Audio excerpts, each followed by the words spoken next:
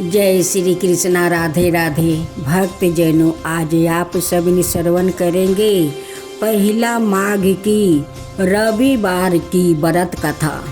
बहुत पहले की बात है, एक बुढ़िया माई रहती थी।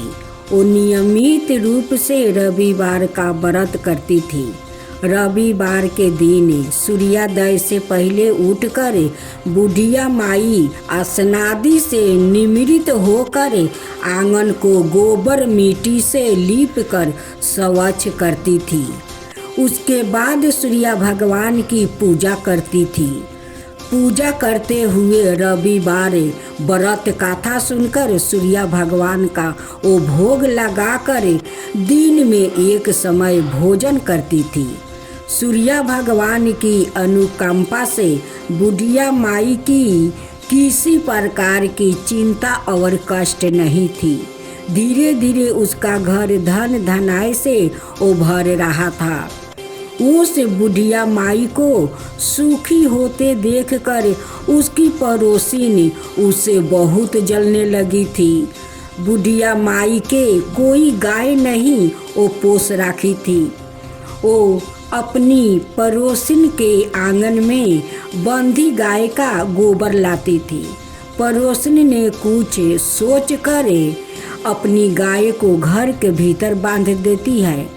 रविवार को गोबर ना मिलने से बुढ़िया माई अपनी आंगन नहीं लीप पाती है। आंगन ना लीप पाने के कारण उस बुढ़िया माई ने सूर्य भगवान को भोग नहीं लगा पाई और उस दिन सवाए भी भोजन नहीं किया। सूर्यास्त होने पर बुढ़िया माई भूखी प्यासी जाकर सो गई। प्रात काल सूर्योदय से पूर्व उस बुढ़िया माई की आँख खुली तो वो अपने घर के आंगन में सुंदर गाय और बछड़े को देखकर वो हैरान रह गई। गाय को आंगन में बांधकर उसने जल्दी से उसे चारा लाकर वो खिला दिया। पड़ोसिन ने उस बुढ़िया माई के आंगन में बंधी सुंदर गाय और बछड़े को देखकर तो वो उसे और अधिक वो जलने लगी। तभी गाय ने सोने का गोबर कर देती है। गोबर को देखते ही पड़ोसिन की आंखें फटी की फटी रह जाती है। पड़ोसिन ने उस बुढ़िया माई को आस पास ना पाकर तुरंत उस गोबर को उठा कर ले जाती है और अपनी गाय का गोबर वहाँ रख आती है। सोने के गोबर से पड़ोसिन कुछ ही दिनों में धनवान हो गई। गाय प्रतिदिन सूर्योदय से पूर्व सोने का गोबर किया करती थी और बुढ़िया माई के उठने से पहले पड़ोसिन उस गोबर को उठाकर ले जाती थी।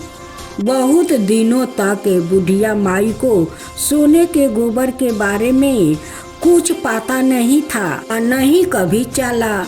बुढ़िया माई पहले की तरह हर रविवार को भगवान सूर्यदेव का व्रत करती रही और कथा सुनती रही। लेकिन सूर्य भगवान को जब पड़ोसिन की चालाकी का पता चला तो उन्होंने तेज आंधी चलाई। आंधी का प्रकोप देखकर बुढ़िया माई ने गाय को घर के भीतर वो बांध देती है। सुबह उठकर बुढ़िया माई ने सोने का गोबर देखी तो उसे बहुत प्रसन्न हुआ। उस दिन के बाद बुढ़िया माई गाय को घर के भीतर बांधने लगी। सोने के गोबर से बुढ़िया माई कुछ ही दिनों में वो बहुत धनी हो गई। उस बुढ़िया माई के धनी होने से पड़ोसिन बुरी तरह वो जल भून कर राख हो जाती है और उसे अपने पति को समझा बुझाकर उसे नगर के राजा के पास भेज देती है। सुंदर गाय को देखकर राजा बहुत खुश हो जाता है। सुबह जब राजा ने सोने का गोबर देखा तो उसका आश्चर्य का ठिकाना न रहा। उधर सूर्य भगवान को भूखी प्यासी बुढ़िया माई को इस तरह देखकर प्रार्थना करते हुए उस बुढ़िया माई पर दया आ जाता है। उस पर बहुत करुणा आई। उसी रात सूर्य भगवान ने राजा को सपने में कहा, राजन, बुढ़िया माई की गाय ओ बछड़ा तुरंत लौटा दो, नहीं तो तुम पर विपत्तियों का पहाड़ टूट पड़ेगा, तुम्हारा महल नष्ट हो जाएगा। सूर्य भगवान के सपने से बुरी तरह भयभीत राजा ने परात उठते ही गाय और बछड़ा बुढ़िया माई को लौटा दिया। राजा ने बहुत सा धन देकर बुढ़िया माई को अपनी गलती के लिए वो क्षमा मांगी। राजा ने पड़ोसिन और उसके पति को उनकी इस गलती के लिए दंड दिया। फिर राजा ने पूरे राज्य में घोषणा करवाई कि सभी स्त्री पुरुष रविवार का व्रत किया करो। रविवार का व्रत करने से सभी लोग के घर में धन धनाए भर जाएगा। राज्य में चारों ओर खुशहाली छा गई। स्त्री पुरुष खुशी जीवन वो बिताने लगे और सभी लोग के शारीरिक कष्ट भी दूर हो गया। तब बोलो सूर्य भगवान की जय, सूर्य नारायण की जय। राधे राधे। भक्तजनों, आज आप सभी ने श्रवण करेंगे शनिवार की व्रत कथा और आरती। शनि जन्म से ही हुंड ओ महान पराक्रमी था। एक बार शनि ने अपने परिभ्रमण काल में नियम अनुसार भगवान शंकर पर आक्रमण किया। भगवान शंकर ने हुंड शनि को चेतावनी दी, पर शनि ना माना। फलत शिव शनि का युद्ध आरंभ हुआ। शनि ने अपने अद्भुत पराक्रम से नंदी, वीरभद्रा और समस्त शिवगणों को परास्त कर दिया। अपने सैन्य बल का संहार होते देखकर शिवजी क्रोधित हो उठे। उन्होंने अपने अमोघ त्रिशूल का शनि पर साधना किया। शनि त्रिशूल का आघात सहन नहीं कर पाए। वो भयभीत होकर संघा सुना हो गया। शनि ने अपनी दृष्टि का अनुसाधन शिव की ओर किया। शिव का तीसरा नेत्र खुलने लगा। शनि के साथ समस्त सृष्टि का नाश होना वो निश्चित जानकर भगवान सूर्य ने शिव जी के पाँव पकड़कर वो शनि के जीवन दान हेतु वो कतूर निवेदन किया। शनि ने भी शिव जी की सबर समर्था को स्वीकार करते हुए वो बारंबार क्षमा याचना करते हुए सवाए को शिव सेवा के लिए वो संप्रेरित कर दिया और कहा, जब तक संसार में रहूँगा शिव का दास बनकर रहूँगा। भोलेनाथ संतुष्ट हो गया और शनि को अपने गणों में स्थान दे दिया। शिव ने शनि को अपना सेवक बनाते हुए दंडाधिकारी ओ घोषणा किया। भगवान सूर्य देव ने अपने प्रिय पुत्र शनि देव का वो विवाह गंधर्व चित्ररथ की कन्या से करवा दिया। चित्ररथ की कन्या सुंदर थी और पति सदाए सेवा में उपरायण रहती थी। एक बार ध्यान अवस्था में लीन शनि के पास जाकर उनका ध्यान अपनी और खींचने की कोशिश की, लेकिन शनि देव ने आंख उठाकर पत्नी की ओर देखा तक नहीं। इससे चित्ररथ की कन्या या शनि की पत्नी कृपित हो उठी। उसने शनि को श्राप दिया, तुम सदाए ऐसी ही मुख लटकाए नीचे दृष्टि करके ही बैठे रहो। यदि तुमने सीधी दृष्टि करके किसी को देखा तो उसका निश्चय रूप में नाश होगा। शनि ने अपनी आत्म कथा माता पार्वती को बताते हुए कहा, हे माता, तब से मैं मुख नीचे किए रहता हूँ और किसी भी वस्तु की तरफ मुंह नीचे किए रहता हूँ और किसी भी वस्तु की तरफ मुंह उठाकर नहीं देखता। मेरे दृष्टि पड़ते ही अकारण किसी प्राणी की हिंसा ना हो जाए, इसका मुझे सदाए भय बना रहता है।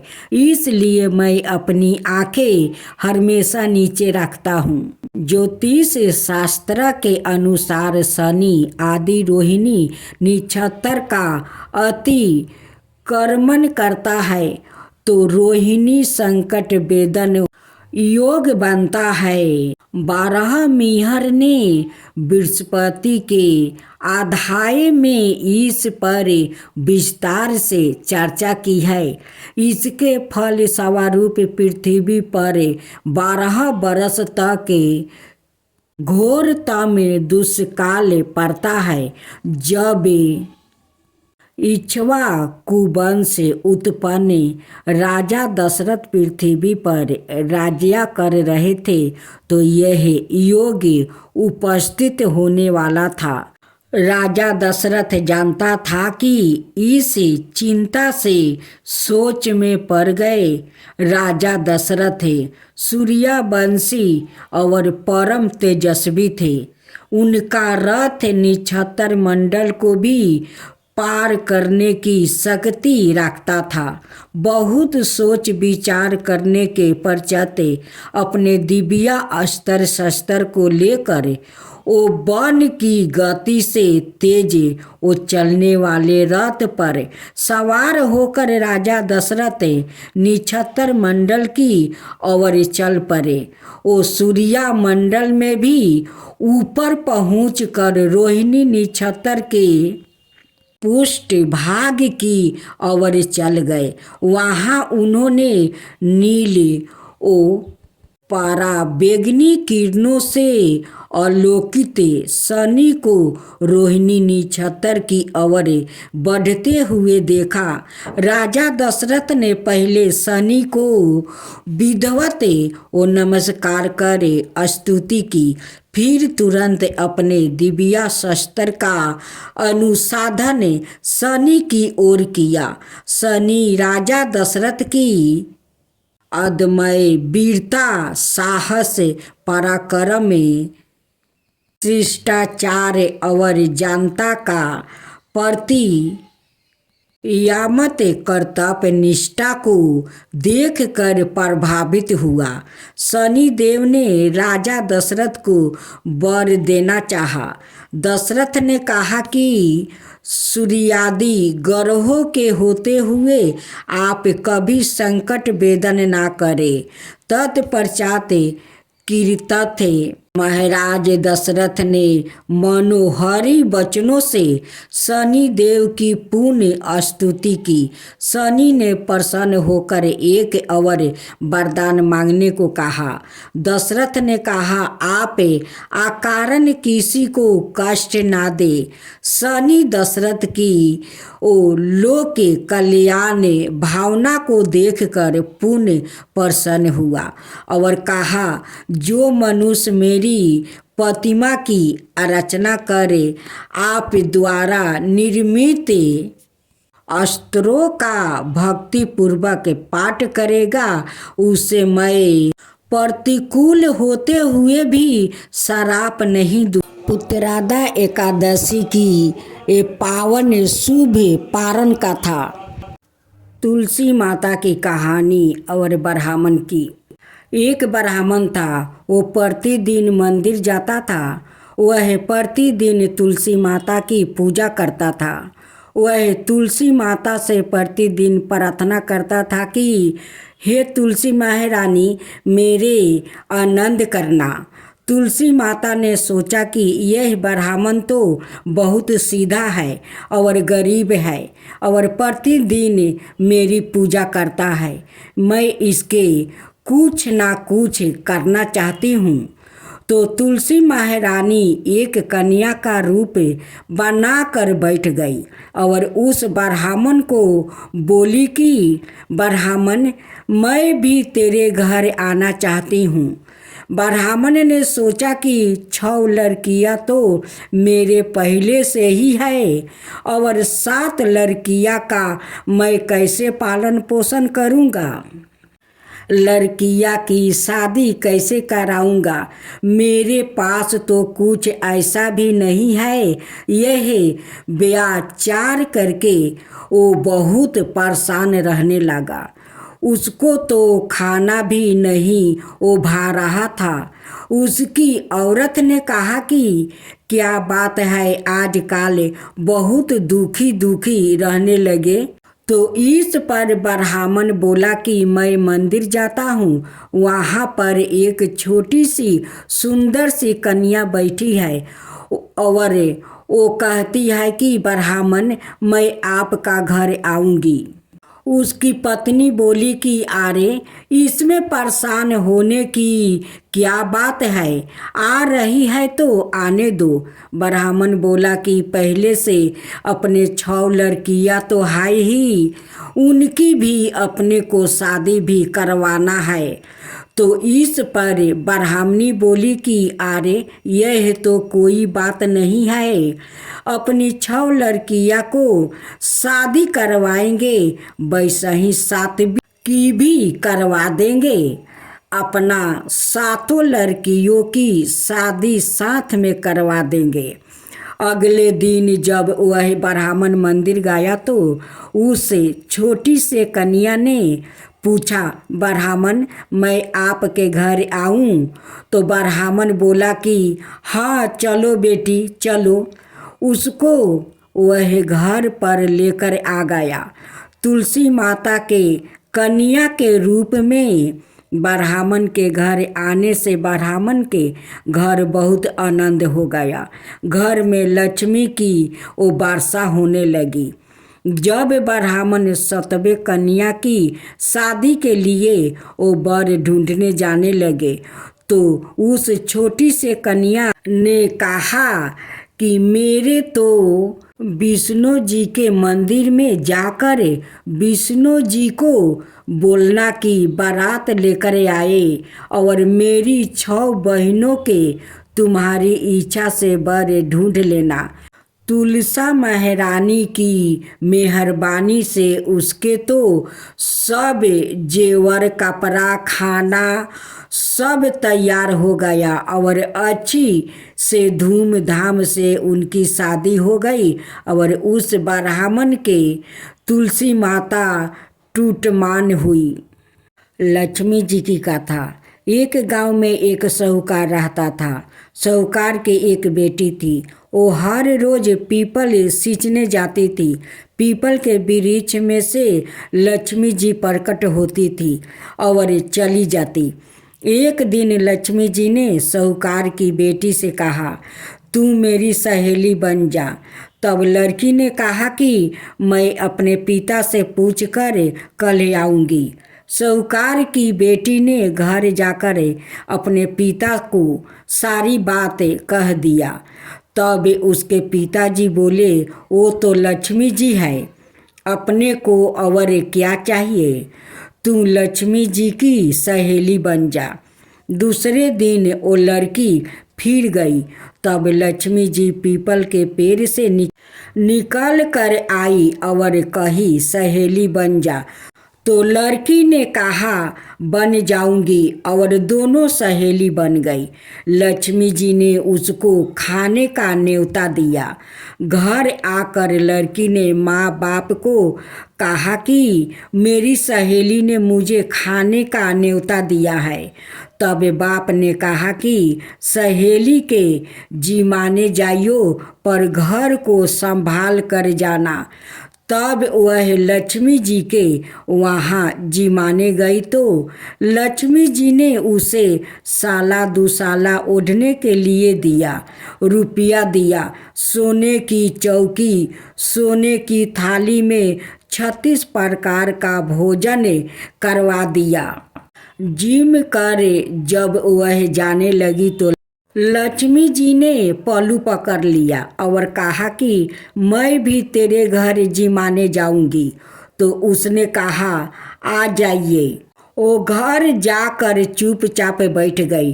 तब बाप ने पूछा कि बेटी सहेली के यहाँ जिम कर आ गई और तू उदास क्यों बैठी है? तो उसने कहा पिताजी मेरे को लक्ष्मी जी ने इतना दिया, अनेक प्रकार के भोजन करवाई, परंतु मैं कैसे जिमाऊंगी? अपने घर में तो कुछ भी नहीं है। तब उसके पिता ने कहा कि गोबर मिट्टी से चौका लगाकर घर की सफाई कर ले, 4 मुख वाली दीप जलाकर लक्ष्मी जी के नाम लेकर रसोई में बैठ जाना। लड़की ने सफाई करके लड्डू लेकर वो बैठ गई। उसी समय एक रानी नहा रही थी। उसका 9 लाखा हार चील्हे उठा कर ले गया और उसके घर वो 9 लाखा हार डाल गई और उसका लड्डू ले गई। बाद में वह हार को तोड़कर बाजार में गई और बेच कर और सामान वो लेने लगी। तो सोनार ने पूछा कि क्या चाहिए? तब उसने कहा कि सोने की चौकी, सोने का थाल, साला दुसाला दे दो, मोहर दे दो और समगरी दे दो, 36 प्रकार का भोजन हो जाए, इतना सामान दे दो। सारी चीज़ें लेकर वो बहुत तैयारी करी और रसोई बनाई। तब गणेश जी से कहा कि लक्ष्मी जी को बुलाओ। आगे आगे गणेश जी और पीछे पीछे लक्ष्मी जी आई। उसने फिर चौकी डाल दी और कहा सहेली चौकी पर बैठ जाओ। जब लक्ष्मी जी ने कहा सहेली चौकी पर तो राजा रानी के भी नहीं बैठती, किसी के भी नहीं बैठती, तो उसने कहा कि मेरे यहाँ तो बैठना पड़ेगा। मेरी लक्ष्मी जी चौकी पर बैठ गई। तब उसने बहुत खातिर की। जैसे लक्ष्मी ने करी थी वैसा ही उसने करी। लक्ष्मी जी उस पर खुश हो गई। घर में खूब रुपया और लक्ष्मी हो गई। साहूकार की बेटी ने कहा मैं अभी आ रही हूँ, तुम यही बैठी रहना, और वह चली गई। लक्ष्मी जी गई नहीं और चौकी पर बैठी रही। उसको बहुत दौलत दी। हे लक्ष्मी जी, जैसे तुमने साहूकार की बेटी को दिया वैसा ही सबको देना। कहते सुनते हुंकार भरते अपने सारे परिवार को दियो। पीहर में देना, ससुराल में देना, बेटे पोते को देना। लक्ष्मी माता सबका कष्ट दूर करना, दरिद्रता दूर करना, सबकी मनोकामना पूर्ण करना। बोलो लक्ष्मी माता की जय, लक्ष्मी माता की जय। एक बुढ़िया से एक बार बचपन में भगवान गणेश भक्तों की परीक्षा लेने के लिए अपनी छोटी सी मुट्ठी में चावल और एक चमचे में दूध लेकर पृथ्वी पर आ गया। भगवान धरती पर जिसे भी मिले उसे इस थोड़ी सी समगरी से खीर बनाने को कहने लगे, लेकिन ज़्यादातर लोग ने उनका मजाक उड़ाया और उनकी बात पर ध्यान नहीं दिया। तभी गणेश जी एक गरीब बुढ़िया के पास पहुँचे और खीर बनाने को अनुरोध करने लगे। बुढ़िया को छोटे बालक गणेश पर दया आ गई और खीर बनाने के लिए वो मान गई। उसने अपने घर में एक भगौना चूल्हे पर चढ़ाया तो गणेश जी ने कहा कि माई, घर का सबसे बड़ा बर्तन चूल्हे पर रखो। बुढ़िया ने बच्चे का दिल ना दुखाने की बात सोची और घर का सबसे बड़ा भगौना चूल्हे पर चढ़ा दिया। फिर बुढ़िया ने गणेश जी के हाथों में समगरी लेकर उस भगौने में डाल दी ताकि गणेश जी को बुरा ना लगे और वह घर के अंदर चली गई ताकि बहुत सा दूध और चावल वो ला सके। लेकिन तभी भगवान गणपति की माया से चमत्कार हुआ और पूरा भगौना खीर से भर गया। जब तक बुढ़िया बाहर लौटी गणेश जी वहाँ से जा चुके थे। इस बीच बुढ़िया के पोते पोती आया तो उन्हें भूख लगने की बुढ़िया ने उन्हें भगौने में से खीर खिला दी। खीर पड़ोसिन को भी दे दिया। उसके बेटे बहू ने भी खीर खा ली। इसके बाद जब बुढ़िया को भूख लगी तो वो भी खीर खाने लगी, लेकिन खाने के पहले उसने भगवान को पुकारा और बोली, आ जा रे गणेशाए, खीर खा ले। तभी गणेश जी वहाँ पहुँचे और बोले, जब आपके पोते पोती पड़ोसिन और बहू ने खीर खा रहे थे उन्हें देखकर मेरा पेट भर गया। गणेश जी के दर्शन पाकर बुढ़िया धन हो गई और पापा की इच्छा अनुसार उसने बची हुई खीर सारे नगर में बांट दी। बुढ़िया द्वारा खीर बांटने की खबर राजा तक पहुंच गई। राजा ने बुढ़िया को दरबार में बुलाया। बुढ़िया ने सब सच सच बता दिया। राजा ने सच्चाई जानने के बाद बुढ़िया का खीर का भगौना अपने महल में मंगवाया। लेकिन राजा के महल में जैसे ही भगौना खोला गया तो उसमें कीड़े मकोड़े और जहरीले जानवरों तैरे नजर आ रहे थे। राजा ने बर्तन वापस बुढ़िया को दे दिया। बुढ़िया के घर भगौना फिर से स्वादिष्ट खीर से भर गया। फिर बुढ़िया ने फिर गणेश जी से पूछा कि बची हुई खीर का क्या करें, तो गणेश जी ने कहा कि इसे झोपड़ी के कोने में गाड़ दो। बुढ़िया ने रात में खीर कोने में गाड़ दी, लेकिन भगवान की माया से सुबह एक चावल का दाना हीरे जवाहरात में बदल गया और इस तरह भगवान गणेश ने अपने भक्त के कष्टों का निवारण किया। यह कहानी कितनी सत्य है और कितनी काल्पनिक, इस बात पर गौर न करते हुए हमें इस बात पर गौर करना चाहिए कि भगवान अपने सच्चे भक्तों का साथ कभी नहीं छोड़ते। यही सत्य है और यही इसका गणेश जी की आरती। जय गणेश जय गणेश जय गणेश देवा, माता जकी पार्वती पिता महादेवा। जय गणेश जय गणेश जय गणेश देवा, एक दंत दयाबंदी चार भुजधारी, मस्तक सिंदूर सोहे मूस की सवारी। जय गणेश जय गणेश जय गणेश देवा, अंधन को आँख देते, कोढ़ियन को काया, बाजिन को पुत्र देते, निर्धन को माया। जय गणेश जय गणेश जय गणेश देवा, अंधन को आँख देते, कोढ़ियन को काया, बाजिन को पुत्र देते निर्धन को माया।